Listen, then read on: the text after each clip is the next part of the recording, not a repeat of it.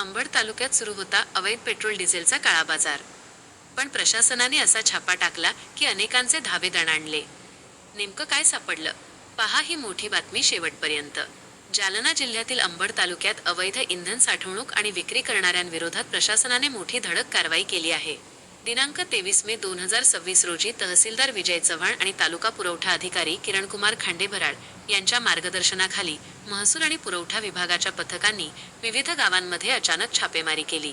या कारवाई दरम्यान कानडगाव, चिंचखेड, शहापूर, सुखपुरी आणि रुई या गावांमध्ये अवैधरित्या साठवून ठेवलेले तब्बल 103 लिटर पेट्रोल आणि 43 लिटर डिझेल जप्त करण्यात आले आहे. प्रशासनाच्या माहितीनुसार काही ठिकाणी विनापरवाना इंधन साठवून ते चढ्या दराने विकले जात होते. विशेष म्हणजे अशा प्रकारे ज्वलनशील पदार्थांचा बेकायदेशीर साठा मोठ्या दुर्घटनेला कारणीभूत ठरू शकतो. तहसीलदार विजय चव्हाण यांनी स्पष्ट इशारा दिला आहे की ही कारवाई फक्त सुरुवात आहे.